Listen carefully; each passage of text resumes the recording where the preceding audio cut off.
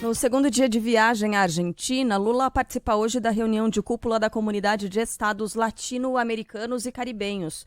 Ontem, o presidente brasileiro se encontrou com o colega Alberto Fernandes na Casa Rosada, assinou uma série de acordos bilaterais e voltou a falar sobre a criação de uma moeda comum para transações comerciais entre países do Mercosul.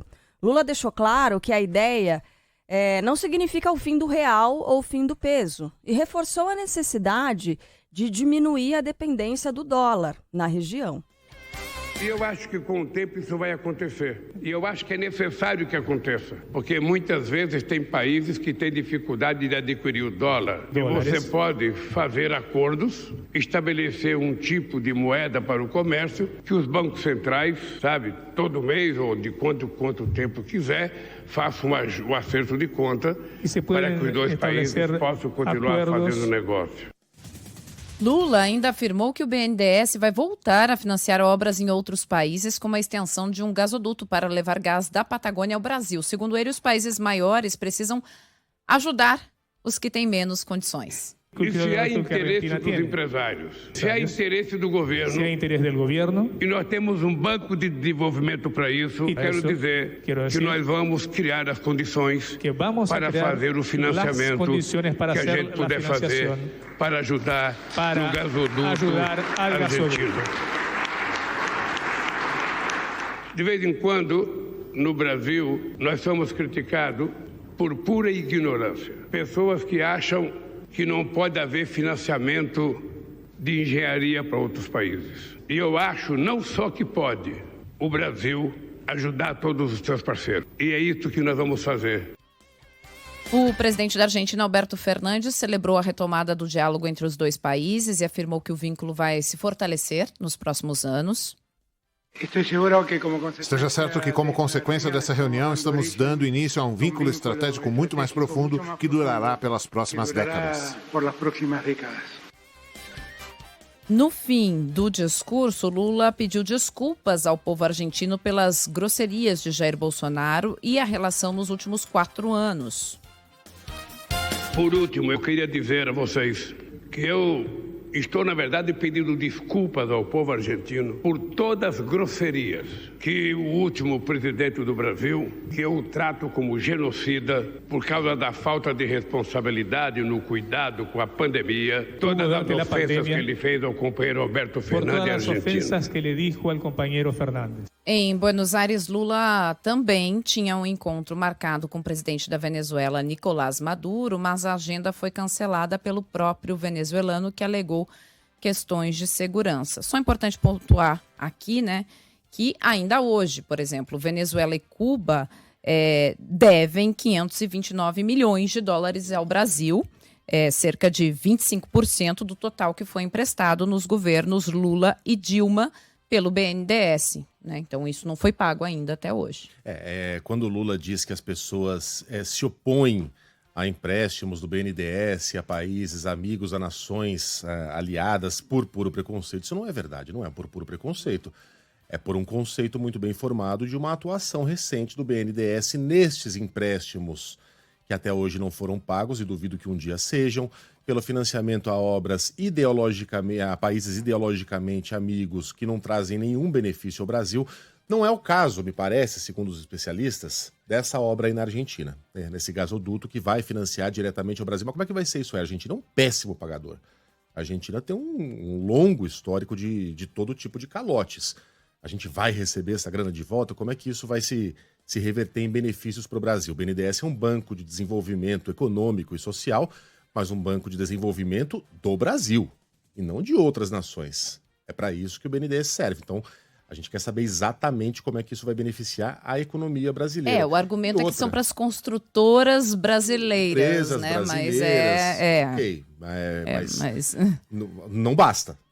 Não basta. Até porque a gente se lembra da relação muito amistosa do BNDES com os chamados campeões nacionais. O BNDES gastou mais de R$1 trilhão com as chamadas empresas amigas, com as campeãs nacionais, com juros muito camaradas. Então, essas ações recentes estão na memória do brasileiro. Não é por preconceito que o brasileiro desconfia quando a gente fala em empréstimos para nações amigas via BNDES. Né? Há um histórico que justifica essa desconfiança. O que me faz questionar por que é que o presidente puxa um assunto desses que não está na pauta de prioridades absolutas do novo governo, no momento em que ele precisa conquistar quase metade da população que não votou nele e mesmo parte da população que votou nele e desconfia de qual Lula estará no Palácio do Planalto. Né? Esse é um assunto que gera mais desconfiança e afasta esse eleitor que não é petista, né, de carteirinha, que não é lulista de coração, num momento muito delicado do país. Que não vivemos super boom das commodities, que a nossa economia está muito diferente do governo Lula 1. Sim, né? Então, o Brasil não está jorrando dinheiro no país. ao contrário. A gente está com um desafio gigante de fechar um rombo, sim, que não é de Lula, que foi deixado a ele pelo presidente anterior, mas o presidente agora é ele. E a responsabilidade sobre a política econômica e as relações internacionais do Brasil também é dele. Aí vem falar de Cuba, vem falar de Venezuela, diz que as nações merecem carinho e que é uma opção delas não seguir um modelo de países como os Estados. Bom, não é opção de ninguém. Boa parte da população de Cuba, aliás, tenta fugir da ilha em direção aos Estados Unidos. Então é uma opção desses governos amigos, que são ditaduras. Né? E não merecem carinho, não são um filhotinho. São países. E tem um governo, muitas vezes, assassino contra o próprio povo. Aí o segundo presidente que estaria na lista de encontros de Lula seria Nicolás Maduro. Pra quê?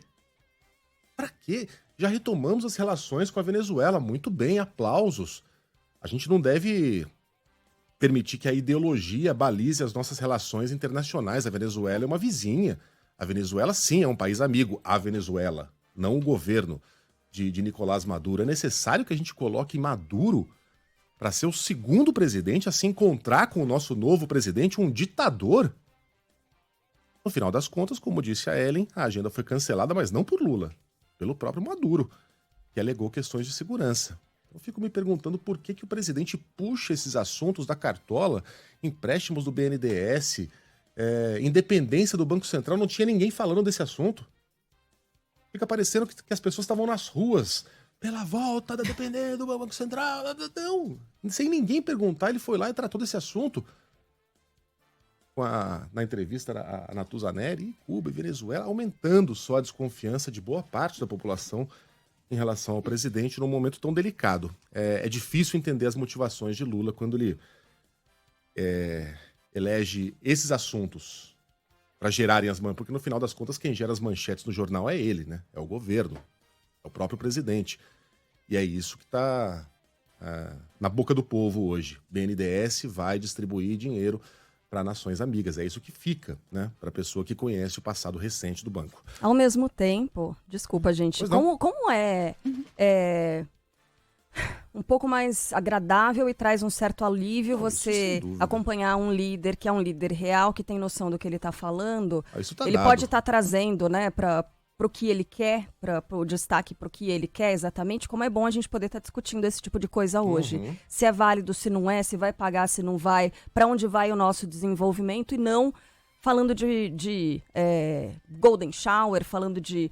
Isso é importante destacar. Filho drag queen do presidente da Argentina. Isso, porque o Brasil, ele volta a ter um destaque, uma posição internacional com a retomada do Lula, e eu achei muito interessante no fim do discurso dele esse pedido de desculpas do povo argentino, porque muitas vezes é o que a gente sente, né? Uma vergonha pelo que aconteceu e pelas falas do presidente anterior.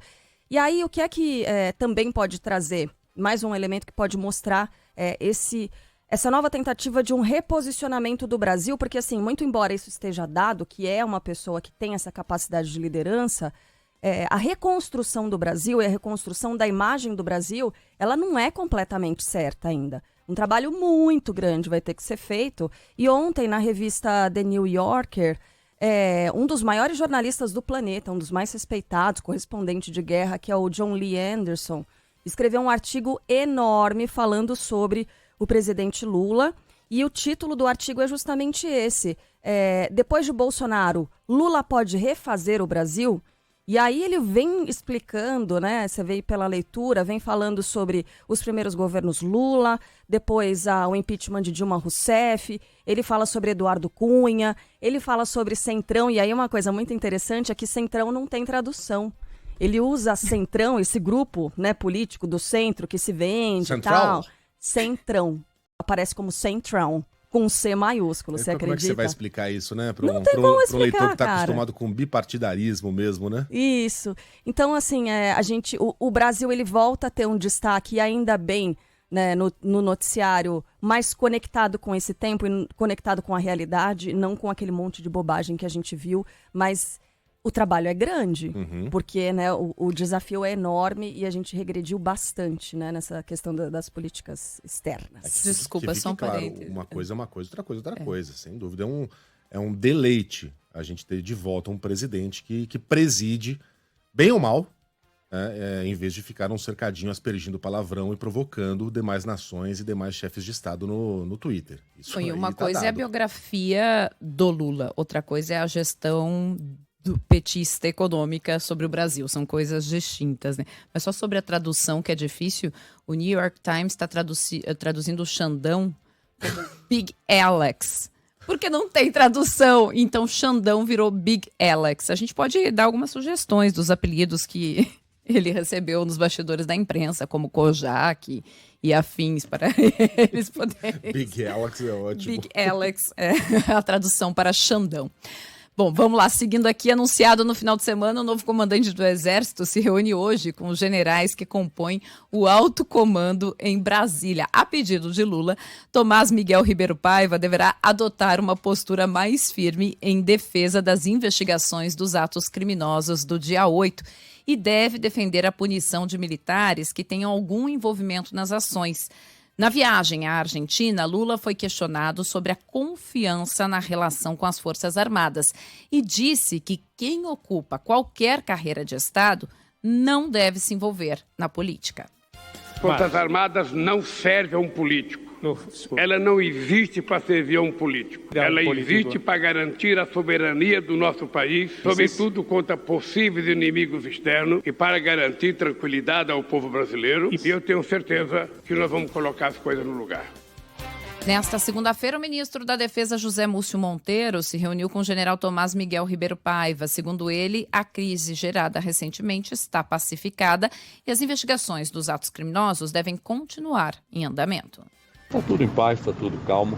Foi um final de semana, evidentemente, de muito trabalho, mas acho que as coisas agora estão arrumadas. Não digo se vão ganhar força ou não vão ganhar força, a substituição não foi por conta disso.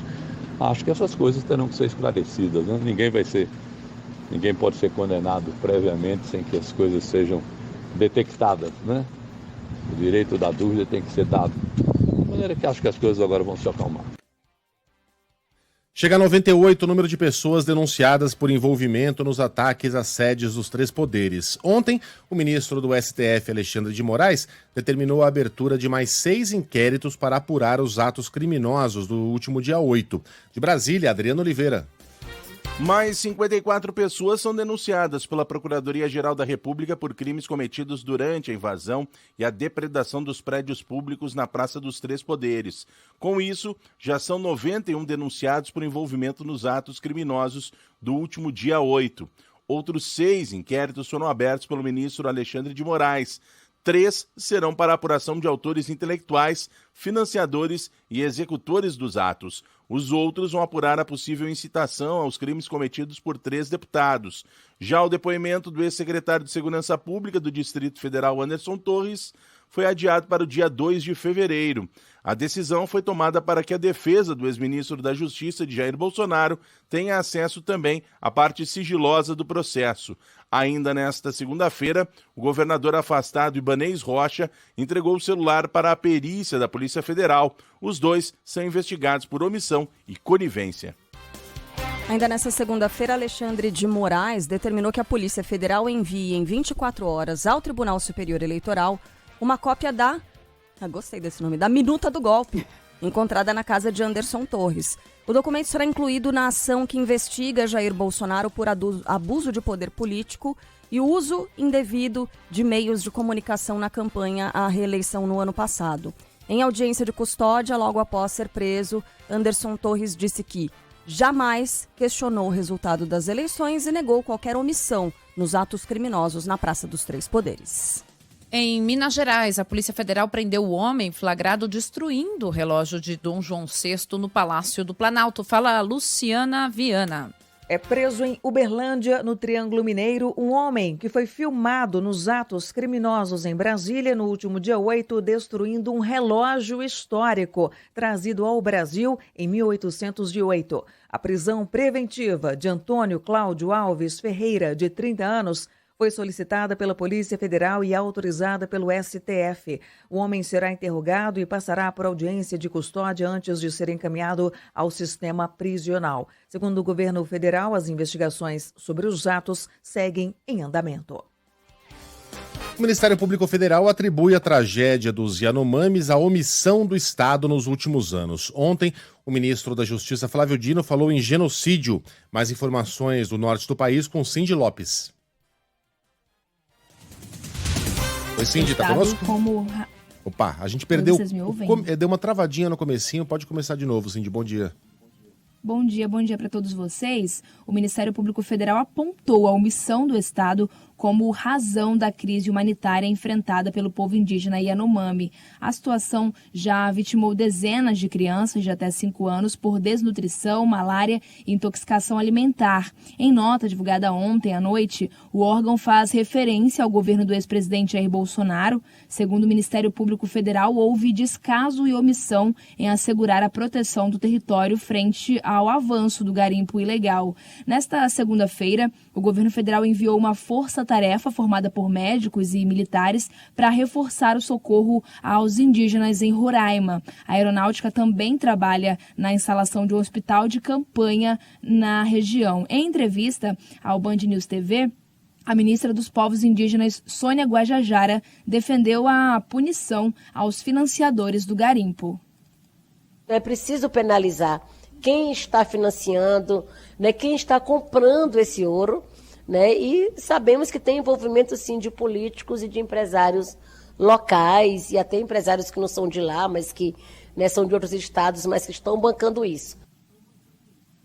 O ministro da Justiça também determinou à Polícia Federal a abertura de um inquérito para apurar a possível omissão de agentes públicos. Para Flávio Dino, há fortes indícios de crime de genocídio contra os Yanomami. O que a lei brasileira do genocídio trata é que também quando você busca com medidas comissivas, omissivas, ou seja, ações ou omissões, levar ao extermínio progressivo de um povo.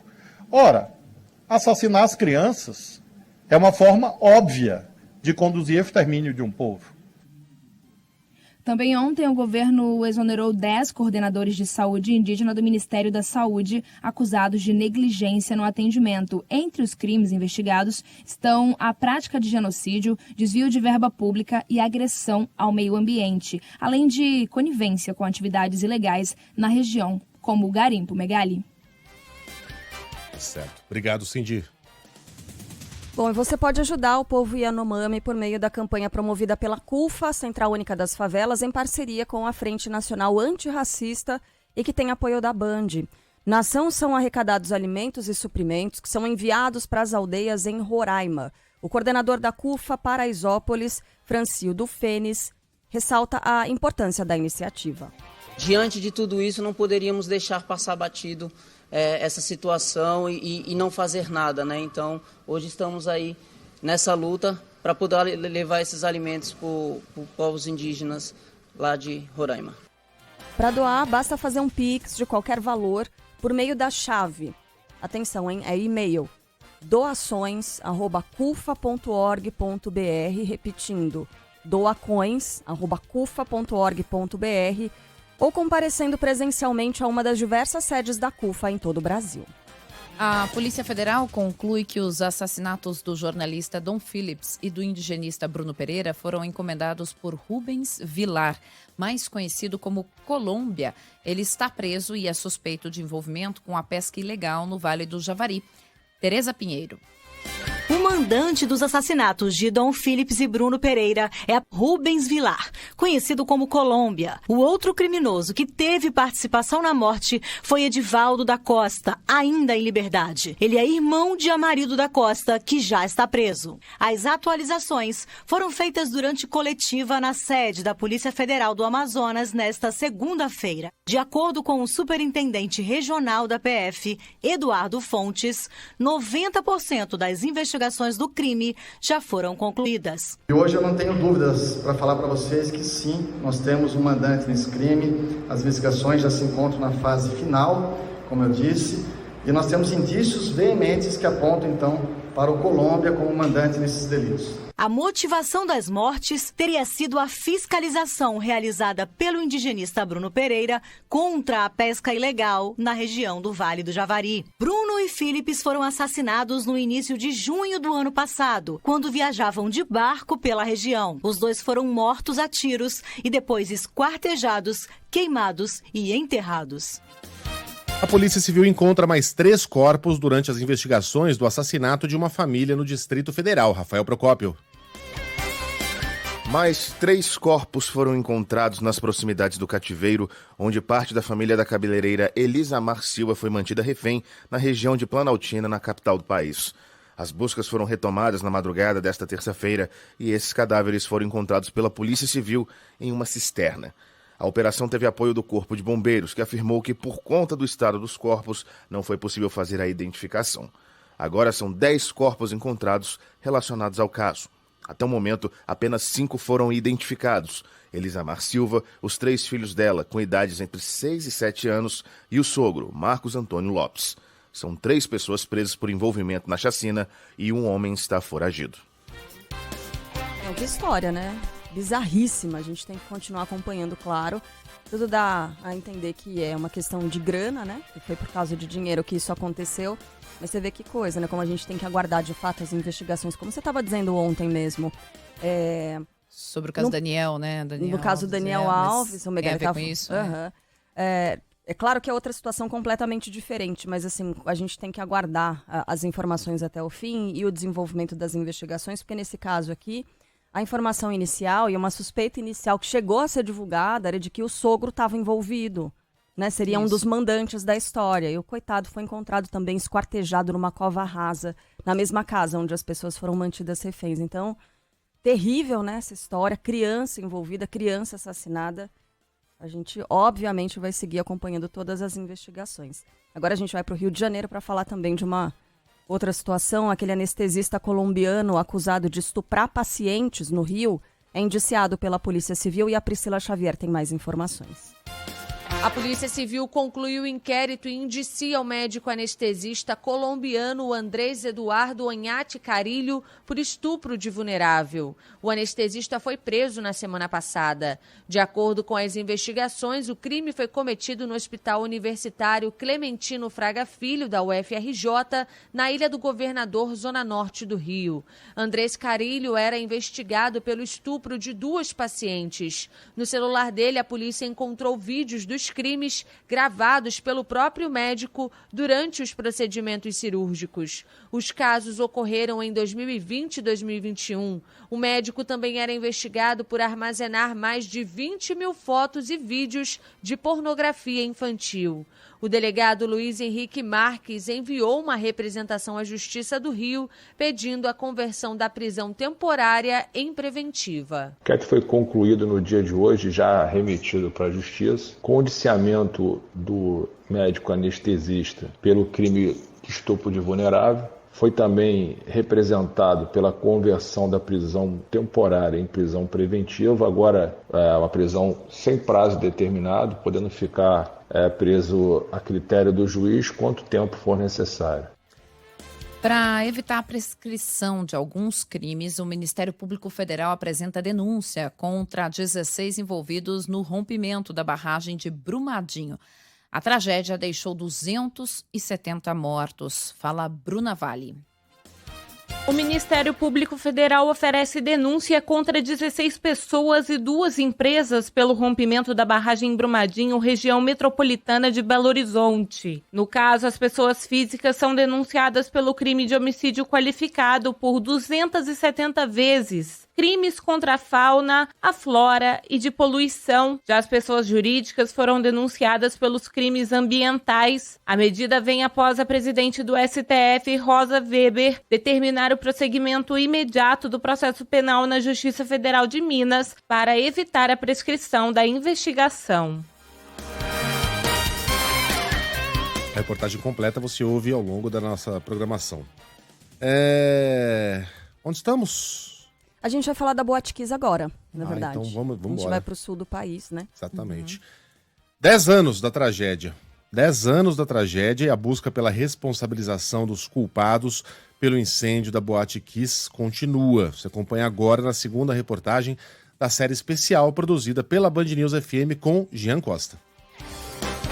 Para os familiares e sobreviventes da Kiss, uma só pergunta persiste. Quem seria culpado pela tragédia que resultou em 242 mortes e 636 feridos? Em um primeiro momento, 4 pessoas foram condenadas. 2 sócios da boate e 2 músicos da banda Gurizada Fandangueira tiveram a prisão temporária decretada inicialmente. Porém, a justiça mais adiante converteu a prisão dos 4 em preventiva. Mas para Vinícius Martins, sobrevivente da Kiss, havia espaço para mais pessoas serem condenadas. Principalmente prefeitura, porque até então é feito um registro, feito um alvará, é liberado tantas pessoas, é verificado o extintor. Todo mundo sabe que após usar um extintor tem que ser trocado imediatamente. A justiça condenou Elisandro Spor, Mauro Hoffman, Marcelo de Jesus dos Santos e Luciano Bonilha Leão pelos homicídios registrados e pelos feridos causados pelo incêndio na Boate Kiss. Porém, em agosto de 2022, o julgamento foi anulado.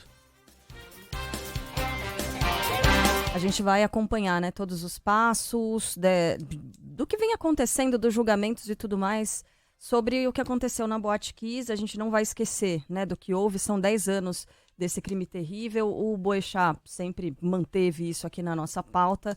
Ele fez questão, né, de todos os dias falar sobre a tragédia da Boate Kiss por um ano depois. São 10 anos e a gente segue de olho nessa história completa. Agora a gente volta para São Paulo, porque ontem mesmo a gente falava sobre isso, né? O Megali falava sobre a vaquinha que foi criada pelos estudantes da USP para tentar bancar a festa depois do golpe que eles tomaram daquela estudante que era presidente da comissão de formatura. Você vê como a vida sorri para alguns, né? Não é mesmo? Os estudantes de medicina da USP que levaram esse golpe da colega vão ganhar uma nova festa de formatura. Que legal, que bonitinho. Fala aí, Reni Ravanelli.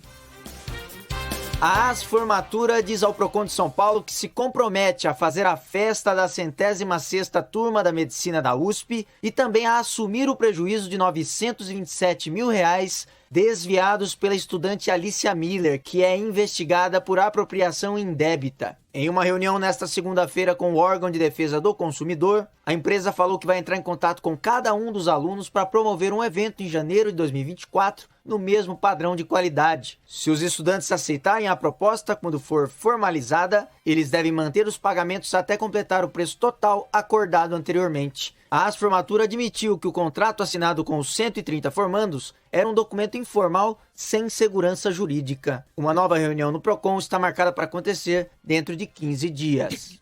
Também se a empresa não, acho que se ela não absorvesse parte desse prejuízo, ela ia ser notificada, ia dar ruim para a empresa. Então, tá bom, vamos fazer um acordo aqui, vou abrir mão de 900 mil reais. Vamos resolver essa parada. Vocês me pagam só 1 milhão, que tá de boa, e a gente faz a festa no mesmo padrão. Não, eles vão pagar. Que bom, que é final feliz pra essa história. Não, mas acho que eles vão pagar bem menos, né? Eles vão continuar pagando aquilo que eles pagariam. Né? O restante da quantia. Eles contribuíam R$200 por mês desde o 2º ano que estão na faculdade. Pelo que eu li a história. Então, R$200 por mês desde o 2º ano da faculdade, que somou essa quantia. Então, eles continuariam contribuindo aí com essa Mas não, final. com um pouco mais, na verdade. E aí talvez agora... os caras são vítimas, gente. Eles são claro, estudantes, estudando, né, fizeram nada de errado, estão colaborando e tal. Eu achava meio sem noção a vaquinha. dá dinheiro pra gente. Nós aqui, estudantes de medicina, que estudamos na melhor faculdade do Brasil. Mas vamos ponderar uma coisa aqui. São muitos estudantes de baixa renda. A USP abre para estudantes de escola pública. Não é só ele. Claro que a USP é considerada elite, mas, assim, tem muitos estudantes de escola pública. A USP hoje tem cotas. O que eu tô falando é a motivação. Da vaquinha, é a motivação, é uma vaquinha pra fazer uma festa. Você abre o jornal, você vê Yanomami, pele gente, osso, mas as pessoas querem fazer uma festa quando se forma. É legítimo, gente. É legítimo. Acho que a gente não pode tirar o mérito deles. Ninguém tá dizendo que não é. Eu tô dizendo que a vaquinha não dá pra me tratar pareceu... como uma coisa, né? Assim, acho que é legítimo. Claro que é, mas a gente nunca disse que não era. Só tô dizendo que não me parecia que tava na pauta de prioridades de quem ia doar dinheiro e tal. Acho que a festa de formatura de estudantes de medicina não é algo que mexe tanto com o nosso estômago, como injustiças muito maiores e tal. Mas que bom que a gente final teve um feliz desfecho. Numa história. Final feliz pra todos, talvez de uma vida profissional brilhante. Agora vamos escolher Não sei, não. Ela falando deve ter em vaquinha... esse dinheiro pra alguma coisa. Falando em vaquinha, de repente, vocês podem fazer uma vaquinha pra ajudar Alice. a Alice, pronto. Vocês são terríveis. Em frente? Vamos lá. Marinha conclui o afastamento do porta-aviões São Paulo da costa brasileira. Fala João Boeri.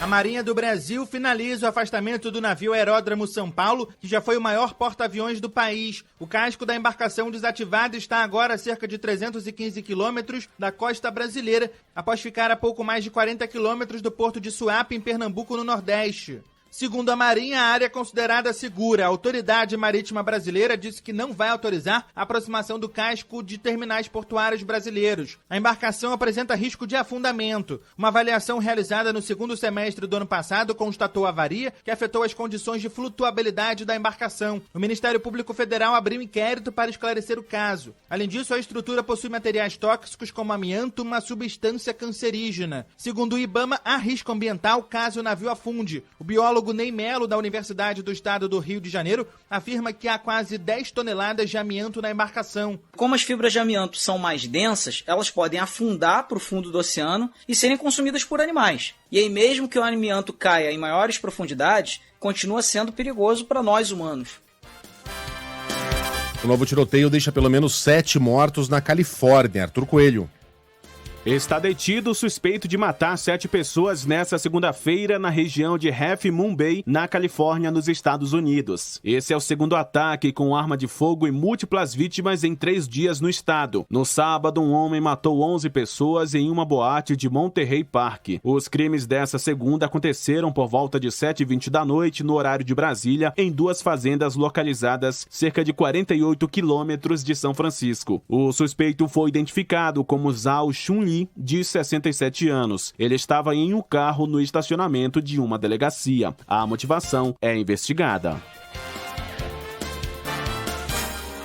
Bom, e foi desfeito o mistério, uma final muito fofa para a Copinha desse ano. Tudo pronto para a final. Palmeiras e América Mineiro decidem o título amanhã no Canindé, gente. Legal, hein? Gostei. Fala aí, Maurício Ferreira. Não vai ser dessa vez que o Maurício vai trazer informação. Mas ficamos assim, então. Vai ser no Canindé, um estádio pequeno, né? Bom, também não é um clássico paulista, né? Quando é clássico paulista, a final da Copinha costuma ser um jogo muito tenso. Não sendo, a gente espera uma festa, aniversário de São Paulo, coisa e tal. Mas por ser um estádio com poucos assentos, embora muito confortável e muito gostoso para ver jogo, os ingressos vão custar bem caro, viu?